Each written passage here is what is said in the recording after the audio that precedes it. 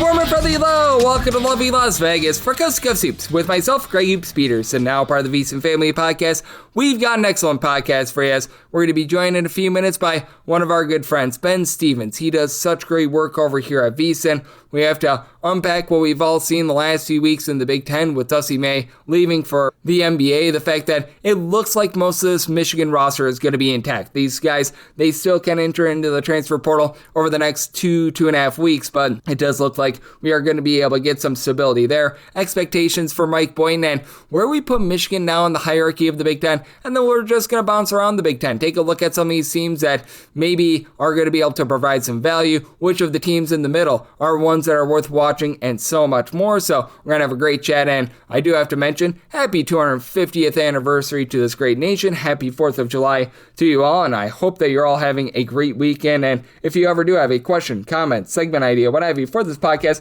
you have one of two ways we'll fire those in. First one is my Twitter/X timeline at gunit_81. Keep in mind, letters at the end, they mean does not matter. So, as per usual, please do send these into the timeline. And the other way is find an Apple Podcast review. If you rate this podcast 5 stars, it's very much appreciated. And then from there, you're able to fire in whatever you'd like to hear on this podcast via that 5-star review. And I very much do beg of you, I do plead with you, please do send in those Twitter/X questions. That way I know what you want to hear on this podcast, and I can know what to prepare to get you best set for what I hope to be the greatest college basketball season of all time. And additionally, the conference preview podcast, they continue to roll along. We're going to do the Horizon League at some point during the weekend. We're going to get one of my good buddies over there from the Field of 68 aboard, so you can look forward to that. And here in the offseason, even though we don't have any games, there's still a lot of work to be done to be able to get you set for what is going to be an incredible season. And all throughout the offseason, you're going to be able to get these great guest interviews like the one that we're having today with our good friend Ben. He does such an incredible job all 12 months of the year looking at college sports, whether that's college football, college basketball, and so much more. And he does so much great weekend coverage here at VSIN. You're able to follow him on the old Twitter/X at Ben Scott Stevens all together. And Ben, always a pleasure, my friend. Thank you. Yep.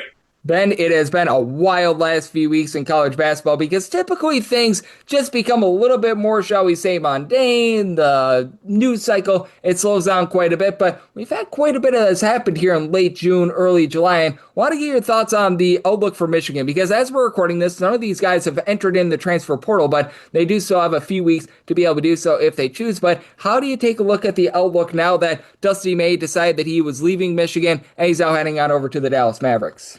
Yeah, Greg, it's such an interesting question, right? Because Michigan winning a national championship for the first time since 1989, in the immediate afterglow of that in Ann Arbor, we get the shocking timing that Dusty May, of course, is now going to coach in the NBA, which for a Michigan team where Dusty May has relied on the transfer portal in his 2 years in Ann Arbor and had done so incredibly well with great success, of course, resulting in a national championship this previous season, it felt as though in this current climate, if there was a coach built to succeed in it year after year, despite the demands that it can have, having to recruit basically as you are popping champagne and celebrating a title, it was Dusty May. And Michigan goes back to the transfer portal early. They established a front court with J.P. Estrella, the big man transfer from Tennessee, and Mustafa Cham making his way over from Cincinnati. It was that carbon copy, basically, of what Michigan had done in the first 2 years under Dusty May. So it's now really imperative for Mike Boynton Jr., who is still the interim head coach, although he is lobbied to have the interim tag taken off by Athletic Director Ward Manuel. It is incredibly, incredibly important for Mike Boynton Jr. to make sure that he is going to retain all of that talent. We've already learned that Cham is going to stay. J.P. Estrella is going to stay. There will be some other names that he needs to bring in and make sure that he solidifies there in this Michigan basketball program. So far, so good, but a couple of other names that have not firmly committed just yet to returning to Ann Arbor in 2026-27. Yep, absolutely. And just how do you feel about Mike Boynton as a coach? Because over at Oklahoma State, I would argue that it was a little bit underwhelming over there. Now, I know he dealt with some sanctions, and Oklahoma State wasn't necessarily a program that was all in with regards to their basketball resources, but the one time that he really had a star in Cade Cunningham, it was, in my opinion, a little bit of an earlier exit than expected in the NCAA tournament. And no question, this is better than having like some guy that's ever coached before. This is better than having a guy that maybe coached for like 2 years out there in the NEC or something like that, but I certainly do think that this is quite a big downgrade for Michigan at the coaching spot right now. Yeah, I think you could argue, Greg, that what Dusty May has proven as a college basketball head coach, first at FAU, bringing them to historic heights in a Final Four run just less than a half decade ago, and of course what he did at Michigan in only 2 years, Of course, when you are going to lose that type of talent at the coaching position, you are going to have the downgrade. With where it happened on the calendar in late June, it made it very difficult for Ward Manuel to have that extensive search that I know many that backed the Wolverines were hoping that they would see in the immediate aftermath of losing Dusty May. I think to have that experience, to have a basketball mind like Mike Boynton Jr., who has been under Dusty May the 2 years in Ann Arbor, he is a bright basketball mind that understands how the program was constructed and, of course, and saw it reach the highest of heights this past year.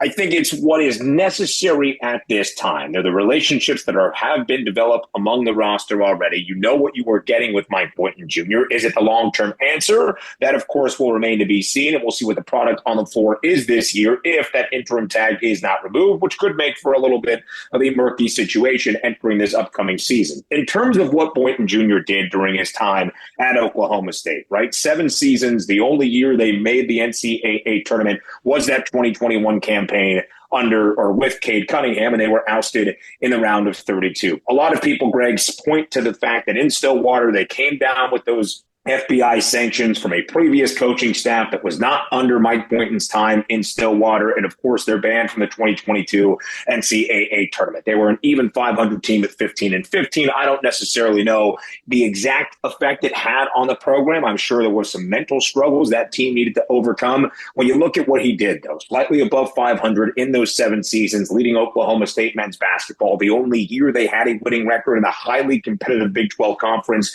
was that 2020-21 tournament team with Cade Cunningham. I'm not necessarily in awe or in love with the coaching pedigree, but just having that experience at the high major level, understanding what it takes to win, and of course the congruency of being that lead guy on Dusty May's staff, that's a big thing for Mike Boynton Jr. and company. So that's where I think Michigan builds from, and we'll see what the future holds beyond the next few months as they figure everything out. No question. It's certainly better than a lot of situations. There's no doubt about it. I don't care who you are, unless if you're bringing in like Billy Donovan at the last second or anything like that. This was going to be a downgrade for Michigan, but Mike Boynton, certainly a guy that has proven that at the Power Conference level, he can be a coach. As joining me on the show, we've got Ben Stevens. He does great work here at VSIN. He's joining me right here on Coast to Coast Hoops. And when it comes to the hierarchy of the Big Ten, I really thought that there were 3 main teams to take a look at before, and I still think that there are. Michigan, Michigan State, and Illinois are the big 3 teams that I'm referring to right now. And how do you take a look at that outlook? Because I thought prior to this, maybe Michigan was like a sliver above Illinois State and Illinois and Michigan State. But I think that with this move, maybe I need to knock them down a peg below the likes of Michigan State and Illinois and have them sort of as that 3rd team in that top tier. Yeah, I think roster-wise, right? Again, in the calling card of what Dusty May had done, this was going to be the team. A very fantastic freshman class coming in. You retain Elliot Cadeau, Trey McKinney, who had such a great NCAA tournament and championship game, taking that further step into his sophomore year, adding on Mustafa Chung and JP Estrella. Again, this was a Michigan team that seemed loaded to be a top 5 team in the preseason, if not number 2 probably after Florida, and make another deep run in March Madness. You're not exactly sure what that coaching drop-off is going to look like and how that will harm potentially Michigan's ceiling entering this upcoming season. I still think they're one of the 3 best entering the upcoming year in the Big Ten. You mentioned the team in Illinois. Loaded everybody back. They called it the retention in Champaign, and that will be the case, of course, for this Illinois team. Really love what Michigan State brings back as well. We'll see what year number 2 in Bloomington under Darren DeVries has for Indiana. A really great transfer portal for the Hoosiers, and they needed it badly. We'll see if that talent now under DeVries is a way that he can construct this roster in Bloomington to be more successful in 2026-27. It will be a very new look Purdue team, of course, when you lose the likes of Braden Smith, Fletcher Lawyer, and Trey Coffin-Red. But there's a lot of talent on this roster led by the point guard in Omer Meyer, who I think is going to take a huge leap into his 2nd year in West Lafayette. They're going to be, I think, near the top half of this Big Ten conference. And Greg, I think there's 2 teams now in this league that you cannot overlook on a nightly basis within conference play, or perhaps with even higher expectations now when you reach the month of March. Nebraska and Iowa. If you have Ben McCollum in Iowa City, you're going to have a well-coached basketball team that has the ability to make some noise. This Hawkeyes team is going to do that. What does Ben McCollum's system look like without Bennett Sturts? That we will find out shortly for this Iowa team. And I trust in Fred Hoiberg. I trust in the talent that Nebraska brought back back as well, filling in some holes in terms of shooting prowess in the transfer portal as well. It's a really deep Big Ten once again, as you would expect. You're going to see 8, 9, 10 teams make the NCAA tournament, and some of those teams that we mentioned near the top, Michigan, Michigan State, and Illinois, I expect to lead the way at least early on.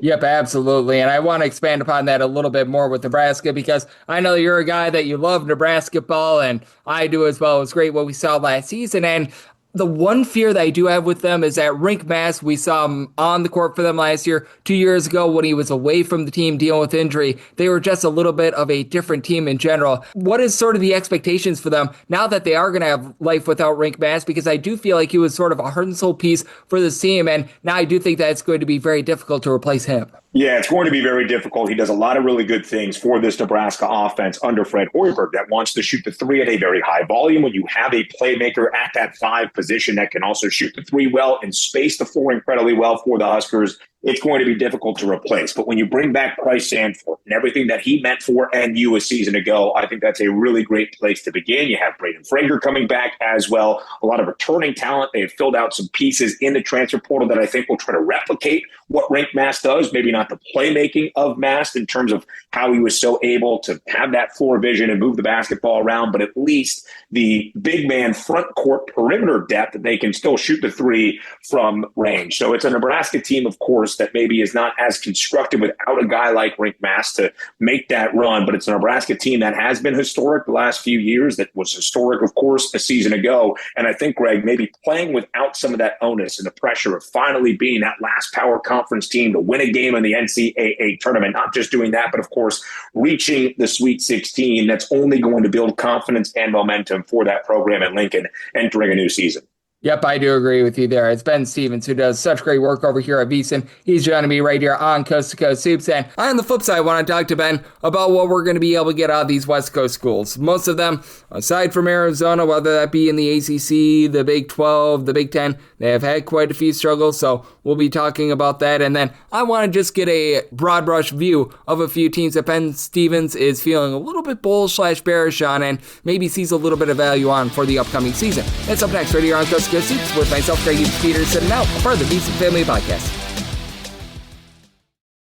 Side edge this college basketball season? Well, VSIN experts use CBB Analytics, the most comprehensive college basketball analytics platform in the world. See injury impact, on and off data, clutch time performance metrics, first versus second half splits, and so much more. Utilize the promo code of VSIN, that is VSIN, to get $30 off and find your betting edge over at cbbanalytics.com. That is cbbanalytics, all one word.com. For anyone that is new to VSIN, well, I wish you a friendly hello. This is an attention to anyone that is new to VSIN because you're able to get some free stuff with our daily newsletter. It's a great way to catch up on everything that's happening in the sports betting world. It's delivered straight to your inbox every single morning. VSIN's newsletter offers picks, data, strategies for the day's betting menu, and so much more. Sign up for free today over at VSIN.com/newsletter. That's VSIN.com/newsletter, and start receiving your free newsletter tomorrow morning. That is VSIN.com/newsletter. Stay ahead of the game and bet smarter with VSIN.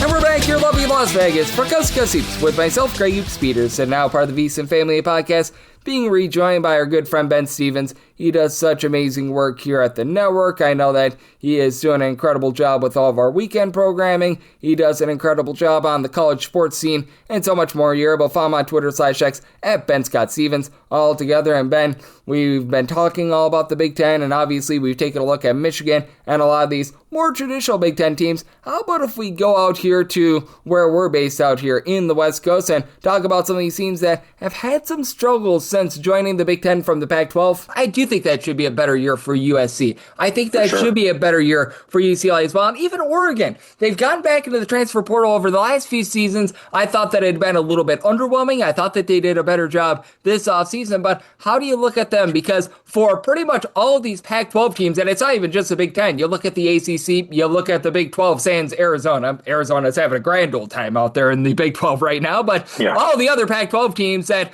left and went into into the power conferences, they've really struggled. How much do you think that year number 3 is going to be perhaps a year where things break through for them? Because I feel like in the first 2 years, they were trying to figure out the logistics, the travel, what have you. And now I feel like is when the rubber is really going to meet the road. And unsurprisingly, perhaps, Greg, in conference realignment, when you now have teams that play on opposite ends of the country, that travel for especially teams like UCLA has reared its ugly head, where they struggle away from Pauley Pavilion. They struggle away from the West Coast, even against those former conference foes of the Pac-12. I love what Eric Musselman has done through the transfer portal this offseason for Southern Cal to build back. You get the big man from UConn, the very talented youngster in Eric Riba. I think that is going to be huge for the Trojans. You bring in the veteran presence of KJ Lewis, who started his career at Arizona and goes to Georgetown as well. Kind of that gritty defensive anchor for this USC team that I think needs that this year. It was a disastrous end of the season for the Trojans, and all that we saw in the dramatic ending,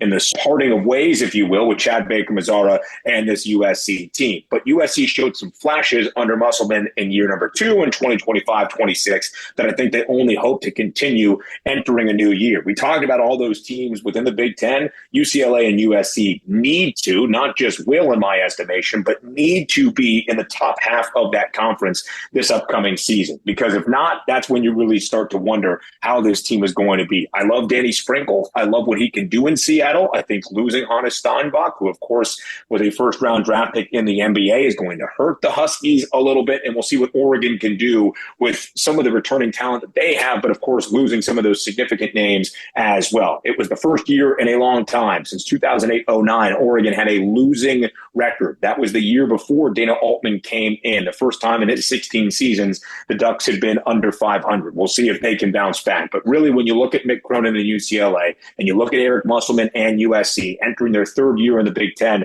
Greg, I expect them to be in the top 8, playing for that double bye in the Big Ten tournament come early March. But it's not just I expect them to be. I think it's a necessity that both the Bruins and the Trojans are this upcoming college basketball season. Yep, I do agree with you there. I think that this is a big year for Eric Musselman. I think that he's put together a really nice roster, and if he doesn't get it done this year, he's going to have a very, very hot seat, to say the least. And we've been mostly talking about the Big Ten, but I want to talk about this as well, because a big theme with last season was we were seeing a lot of these guys that were once playing in the G League, overseas, what have you, be able to gain eligibility. And we did see earlier in the week the fact that James Nnaji was, one of the biggest flops I've ever seen in my life going on over to Baylor. He was just flat out unplayable for that team. Yeah. He is now signed with George Mason. He signs with George Mason in very, very early July. How much do you think teams have maybe learned their lesson a little bit that, hey, even though a guy was drafted in the NBA, that he had played overseas, that not all these guys are going to pan out? Because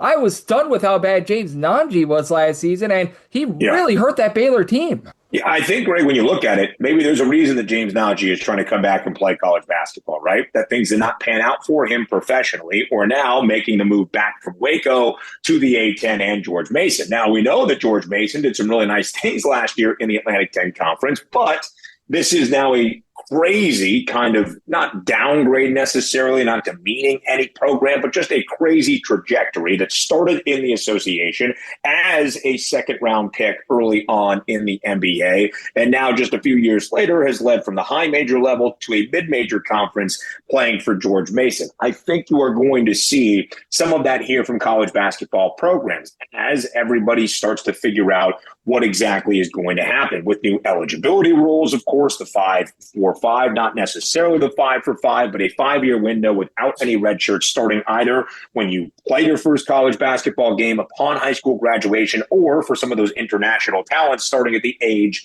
of 19. I think that's going to kind of rein things in ever so slightly, and not just trusting grown men who might have professional experience abroad and expecting them to dominate in college basketball. It has worked very well from the international and European level. We just talked about a team in Illinois. We are going to see that in other spots as well. But I think it's less of a, hey, this guy is 22, 23 years old. We can play him. He has some pro experience, but might there be a reason that he is trying to work back into college basketball as opposed to excelling in whatever league or in whatever organization he was prior? I think they are starting to learn that, because I think college coaches, Greg, are looking for any bit of angle or extra advantage they could possibly have. And when you present this new opportunity of having grown men that have played basketball with experience, maybe even professionally so, it feels like a more ripe product to take advantage of than a 17 or 18-year-old that you have to develop at this level. And I think these coaches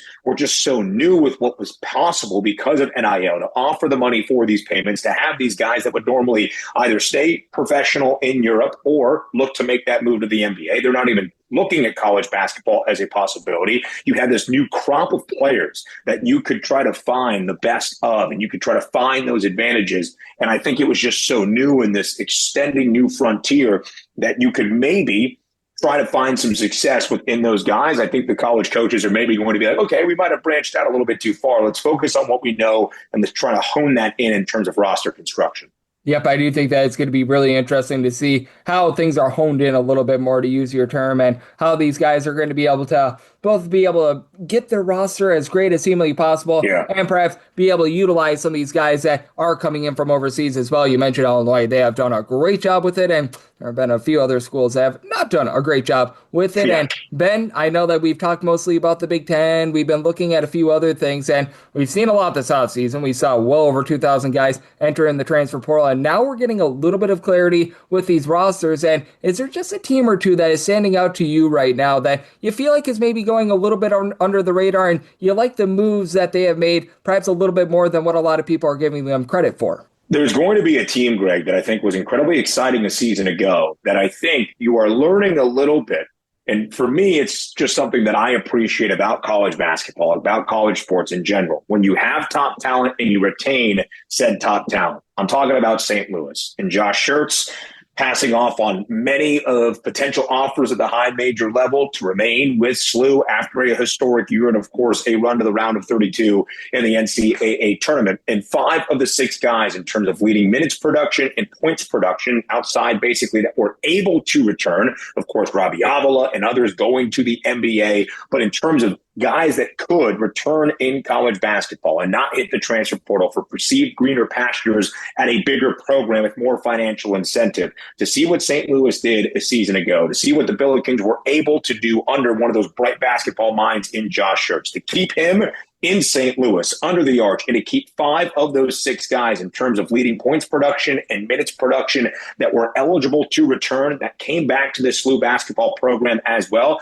I expect them to be the front runner, of course, in the A-10. I expect St. Louis to be a top 25 team for a good majority of the year. And to me, it highlights one of the better parts of college basketball, that when you can retain that talent, even at the mid-major or perceived mid-major level, and keep those guys there and invested, it makes for a really cool thing. So I think St. Louis is going to be a team that, much like last year, became such a great story throughout the year into the top 25, of course, running down the A-10 and being a team to pay attention to in the NCAA tournament. We'll do that once again, but not just because of a great story, but a really great product on the basketball floor. Yep, I agree with you. I do think that they're going to be in for a nice year, and just retention in this day and age is something that's very hard to come by, especially if you're away from the power conference level, and them being able to bring back so much from a season ago is big. And we always love getting you back on the show, Ben, because you do such a great job here at VSIN. You're dialed into all things college sports. I know that you're doing all that you can to get set for what is going to be a tremendous college football season. You're always looking at the college basketball front,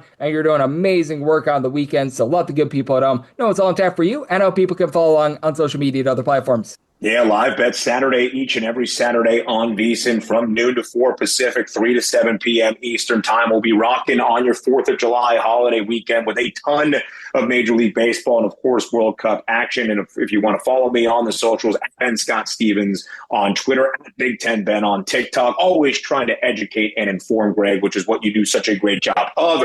And these conversations can do that even in the beginning parts of the month of July to talk some college sports. So it's always a great time, my man. Thanks for having me. It is always a great time because Ben, he is such a wealth of knowledge, and every single time he joins me, he lends incredible insight. So big thanks to Ben for joining me on Coast to Coast Hoops, now part of the VSiN family of podcasts. And if you do like hearing from this fine podcast, Coast to Coast Hoops, you're able to subscribe wherever your podcasts, Apple Podcasts, Google Play, Spotify, Stitcher, and TuneIn. If you have a question, comment, segment idea, what have you for this podcast, do have one of two ways to be able to fire those in. First one is my Twitter/X timeline at gunit_81. Keep in mind, letter CM, they mean does not matter. So as per usual, please do send these into the timeline. And the other way is via an Apple Podcast review. If you rate this podcast 5 stars, it is very much appreciated. Then from there, you're able to fire in whatever you'd like to hear on this podcast via that 5-star review. I am with you guys every single day on this podcast. We're up to well over 2,400 straight days without a missed podcast. For the 4th of July, you are going to be getting an Horizon League Conference preview podcast. That's going to be happening within the next 24 to 48 hours. So what better way to be taking a look at our nation's 250th birthday than by taking a look at the Horizon League? That's going to be a lot of fun. And once we get back in season, picks and analysis on every single game, every single day. And here in the offseason, going to do everything humanly possible to get you set for the greatest college basketball season of all time. So I appreciate you tuning in today. I'll be back with you once again tomorrow. Thank you.